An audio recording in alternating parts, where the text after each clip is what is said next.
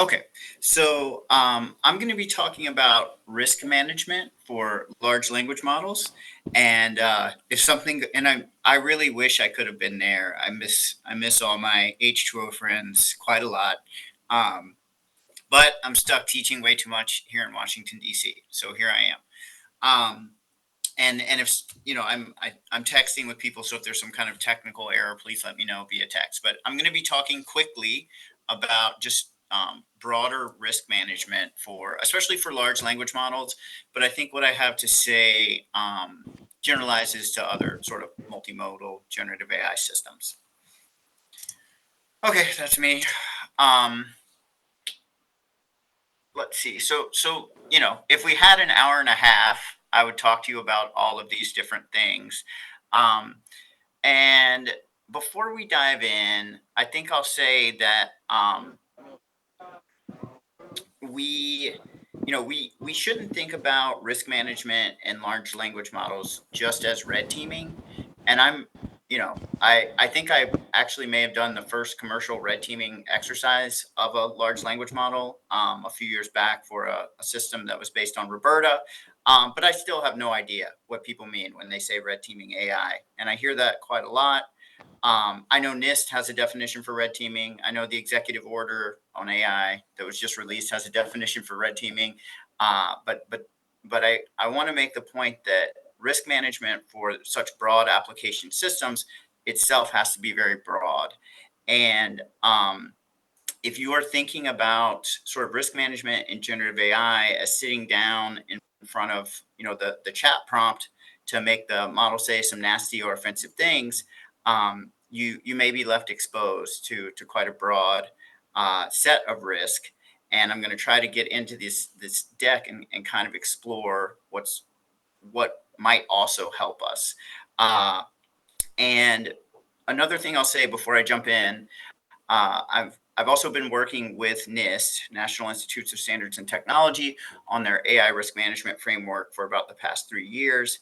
And we are hopefully cooking up some very thorough guidance for risk management in generative AI across governance, direct management of risk, documentation, and measurement of generative AI risk. And that's due out towards the end of the year. So please be on the lookout for that.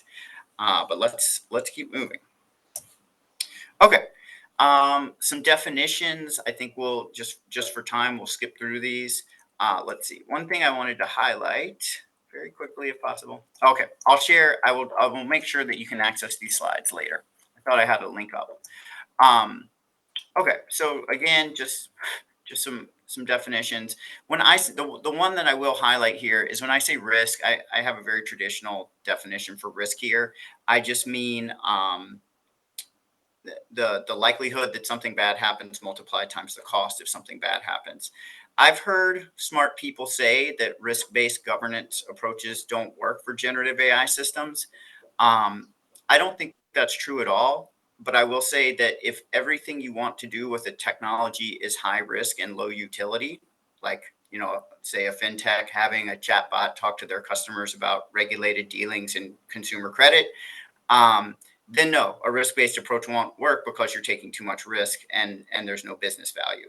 So if you're thinking a risk-based approach won't work for your use of generative AI, you might want to think about what you're doing with generative AI and make sure that it's not high risk and low utility. So I'm using a very standard definition of risk here.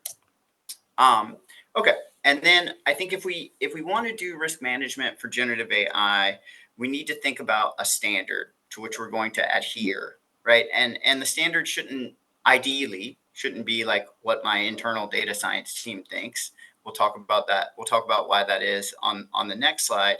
And there are emerging standards. So I think NIST has done a good job. I think that the EU is putting out a great deal of sort of draft regulatory materials associated with the EU AI Act. There's a long history of data privacy laws, a long history of non-discrimination laws.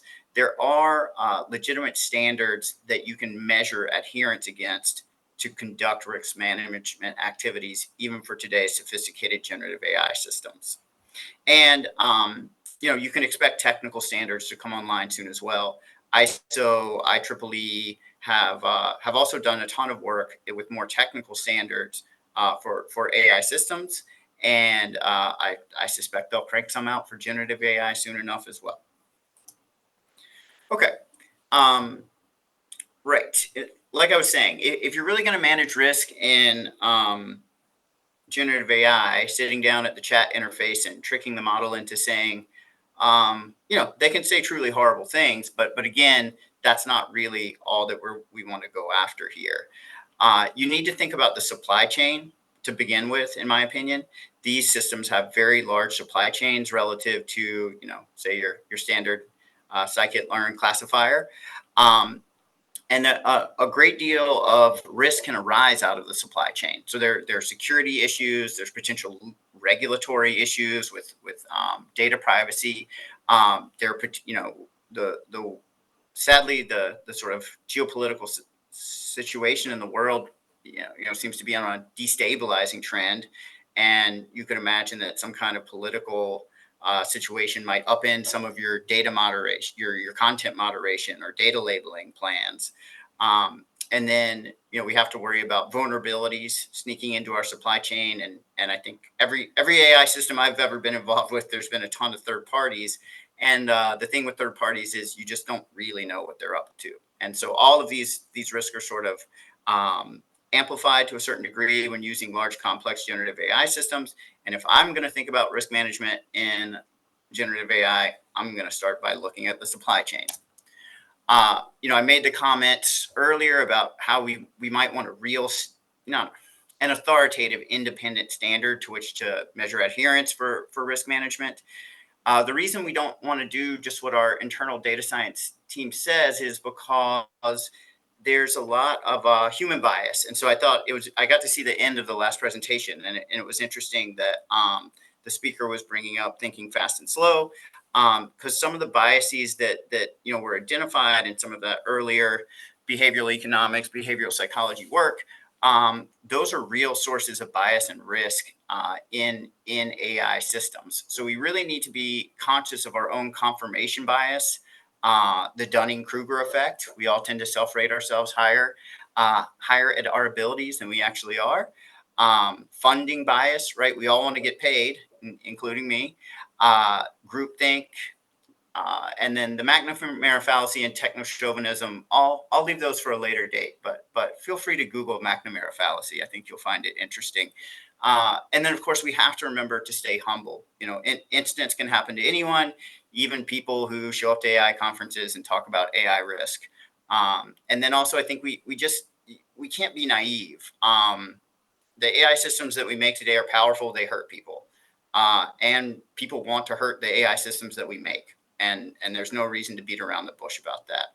But again, we want to make sure that we're adhering to some kind of external authoritative standard to prevent issues, human biases like confirmation bias, Dunning-Kruger effect, funding bias, groupthink, etc., from sort of poisoning our risk management efforts, which happens quite frequently, honestly.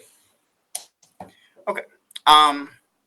Again, if I'm going to manage risk, I want to review what's gone wrong.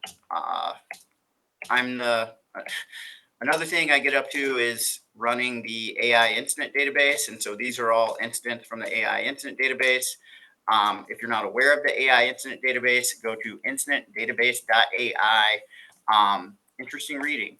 And if we had more time, I'd go through these incidents, but we don't have more time.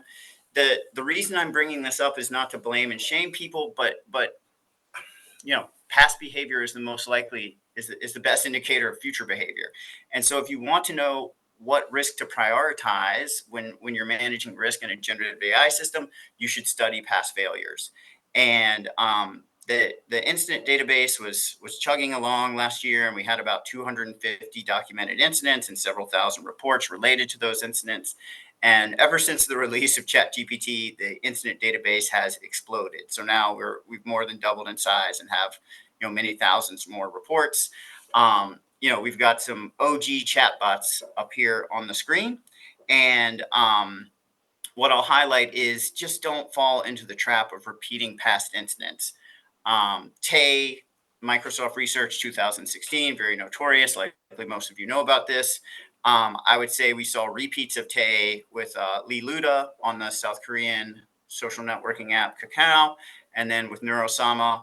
And I just like to draw, like, not only were the incidents in terms of sort of generation of toxic content and privacy violations sort of very similar.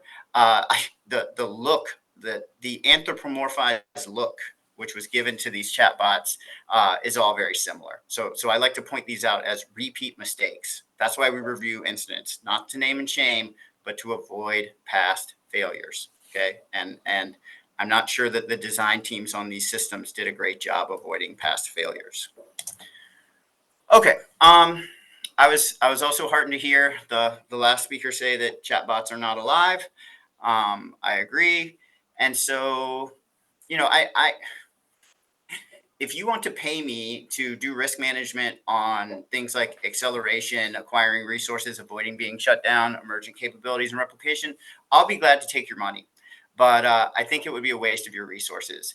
The most realistic risk of the systems today are things like abuse and misuse for disinformation, automation complacency, meaning that we become too dependent on the system. There's a sort of sub bullet there that we use these systems which are not designed for decision making, that are designed for content generation. We use them for decision making. So if you think decision making by guessing the next word is a good way to make a decision, then that maybe that's your business, but it's not how I would like to make decisions. So I try to be very careful not to use generative AI systems for decision making. There's other types of AI systems that are designed for decision support and automated decision making. Um, Privacy violations, errors. I don't even like the term hallucination. Neural networks have a long history of hand wavy vocabulary, and hallucination is just one more of those. They're just errors or bugs in software programs. That's all. Um, there's intellectual property infringements. While I think the sort of current generations of chatbots have done a great job with toxicity and content moderation, there's still the sort of lesser chatbots that don't get all the investment, that have serious problems with toxicity, and there's still older chatbots that have really serious problems with toxicity and bias. And then, of course, there's a lot of security, specialized security issues as well. And when we're thinking about risk, we want to say what's the most likely, what's the most expensive. Those are the risks we want to focus on. Okay. So there's notions of data quality in NLP. We don't have time to go through these slides. I love this paper, DQI, measuring data quality in NLP. Certainly not written by AI cool kids, but nonetheless very useless. Very useful in my opinion. And so they set up kind of a taxonomy of data quality. And so if garbage in, garbage out still applies in the days of generative AI. And you can check if you're putting garbage in. Okay, there's a good number of benchmarks. These are some of my favorite ones. If, again, right, I don't want to just do prompt engineering if I'm doing risk management. There's other, there are quantitative benchmarks that I can apply. These are some of my favorites. I would be applying these to systems if I was worried about risk. They touch on bias, toxicity, errors, those types of topics. Okay. Oftentimes, generative AI systems are just one step in some broader machine learning process or some broader business process. If that subsequent process has a binary outcome, a yes/no outcome, or a numeric outcome, we like to think that we're pretty good at assessing those types of systems. So, if you are using generative AI as part of a more traditional business process or machine learning pipeline, just test the output of that process, test the output of that pipeline. That might be much easier and sort of much more standardized than what you might be able to do in trying to test the generative AI system directly. Okay. People love prompt engineering. So these are my prompt engineering strategies. Like the thing I think this is what most people think of as red teaming. It's fine to do this. You need to do this to get a sense of your sort of worst, your bounds for the worst possible behavior of the system. Um, but what I'd also like to point out is that this kind of sitting down at the chat interface and trying to trick the model, it's low in anomaly detection. It just doesn't work well. If you're looking for anomalies, you need a big in. You need a lot of data, more data than a person sitting at a keyboard can generate. And so keep in mind that when you're doing these kinds of exercises, you're doing low in anomaly detection. And it's really hard to get enough data to get a good sense of what could possibly go wrong. So again, more prompt engineering strategies that I like, that I've found to be effective. Um, and again, I'll make sure that these slides are made available. I think they already are, but I'll double check. So these are just the prompt engineering strategies that I like. Okay, we can't forget about security. So there's a growing list of sort of specific attacks for language models. Then we also have the sort of last generation of machine learning attacks that would still work on language models. And then we can't forget about the good old boring basics of data breaches and vulnerable and compromised dependencies. So fairly significant security risk. And again, if we're thinking about risk management writ large, then we wouldn't want to forget about security. And prompt engineering might get at some of this, but certainly not all. Okay. Another thing that I think is really important when dealing with these systems is to acknowledge that we just don't know a lot about them yet. They're very large, they're very complex, they have very broad use cases. A lot can go right and a lot can go wrong. And so I like to employ these sort of older notions of chaos testing. Pull the plug on a server rack, turn the air conditioning off, start typing in a made up language, just do very adversarial things and see what goes wrong. And then the sort of machine learning analog of that. And this gets back to that idea of high in more data, anomaly detection would be to use sort of one language model to generate a lot of random prompts to test another language model. That makes a lot more sense to me. And so sort of using random data and using a large amount of random inputs to understand the sort of broad distribution of possible outcomes, I think is another good kind of risk measurement approach here. Okay. And the number one bottom line is it doesn't matter what us data nerds think. What matters is what your customers think. That's what matters, what your users and customers think.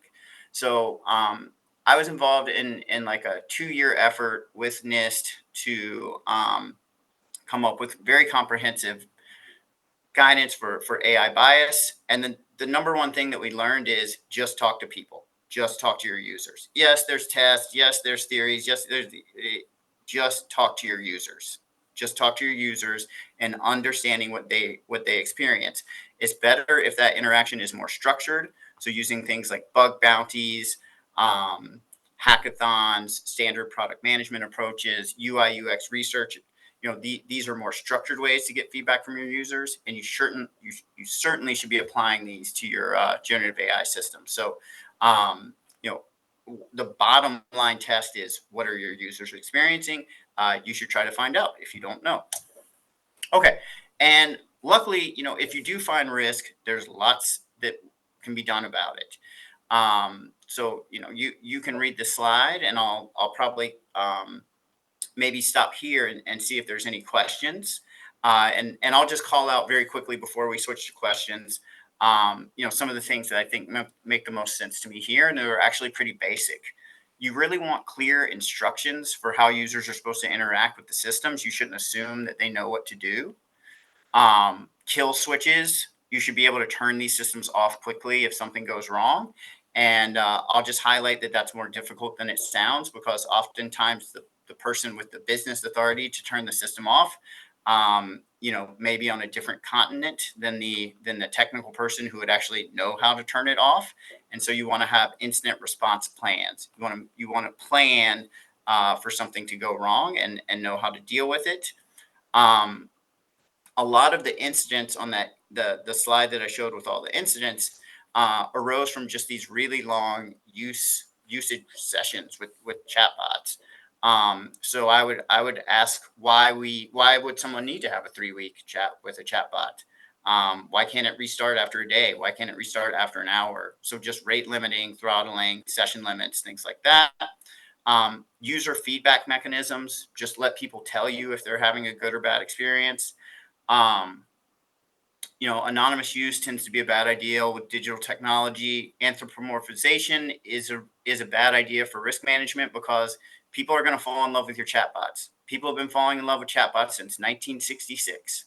So if you anthropomorphize your chatbot, people are going to get emotionally entangled with it, and all kinds of weird stuff could happen. Um, I don't really want to get into the minors thing because I'm going to get mad, but I've seen Instagram recommend me, uh, services that generate NSFW AI generated kids. Literally, searched on AI on Instagram recently, and the most popular result was, quote, AI generated kids NSFW. So that's really disgusting and troubling. I would just not do anything with minors with generative AI. Call me crazy. I'll leave it there. I probably rambled on too much. I hope we have time for some questions. Thank you all for your attention. And I'll point out there's just lots of resources and sort of citations here that you might be interested in. And I'll go back to the mitigation slide, the good news slide. Thanks, Patrick. If you do have a Yep. question, just raise your hand, and we have some microphones around. We'll come to you.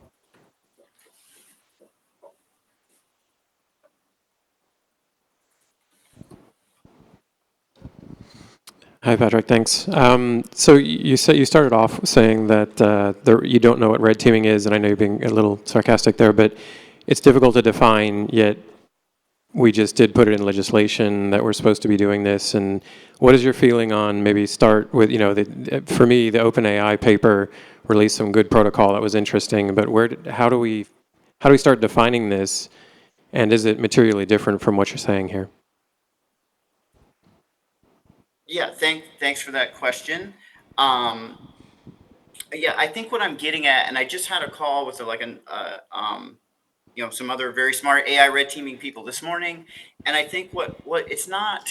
Of course, it's important what legislation says. It's important what NIST says or what ISO says. It's important what your company's policies say. But really, what I'm looking for is some kind of I just feel like I'm out of touch from what the community thinks of red teaming, and I think that's because a lot of red teaming goes on behind closed doors, and also because we don't really know what it is yet. And so um, I just hear people talking about red teaming a lot, and I think I'm really just trying to call out that we should have some idea what that means. And if you're just thinking prompt engineering, then you're leaving yourself exposed to a lot of risk, potentially anyway. And so I think you could refer to the executive order for a good definition of red teaming. You could refer to NIST for a good definition of red teaming, but I don't think they're quite hitting on what we as like a practitioner community mean. And I'm not sure we as a practitioner community are quite clear what we mean yet. And I don't know, maybe I'm just trying to highlight that issue. So thanks for your question. And hopefully that was a half decent answer.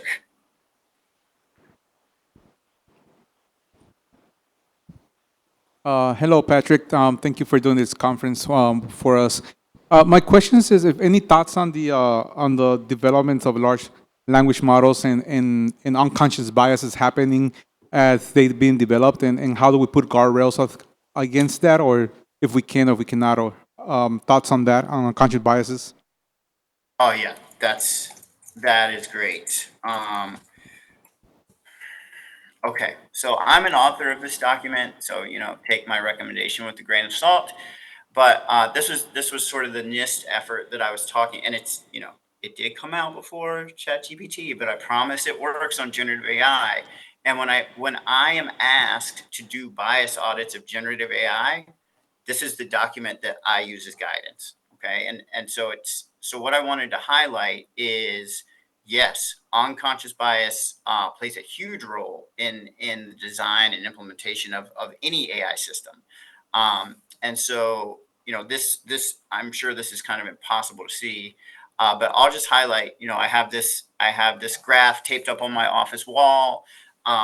It's one of the most thorough investigations of bias and how it affects AI systems that I'm aware of. And so you'd want to think about systemic bias, and that's all the isms: racism, sexism, ableism, ageism. Those certainly tend to infiltrate the data that we record about ourselves and use to train systems. They're sort of baked into our brains in ways that we might not understand, and they impact the development of AI systems. Those human biases, confirmation bias, groupthink, funding bias. I think those are very dominant actually in data science design and implementation processes, and we could all be a lot careful about that. And the way that you are more careful about that is the good old-fashioned scientific method, which is boring and slows things down, but it actually works. And so I would just say you're completely, in my opinion, you're completely correct to bring this up. It's a nasty problem. This is a 80-page paper with roughly 300 citations. And there's other good guidance too, but I would point you to this NIST SP 1270 for a lot of thoughtful, objective guidance on how to deal with bias in AI systems. And it's not just about the training data. It is not just about the training data or the algorithms. And to make a long story short, it's about people, right? All technology problems are people problems. So we have to govern the people that build these systems, essentially. But thank you for your question, your comment. All right, I think that's it for questions. Thanks so much. Let's give a round of applause to Patrick. Thank you.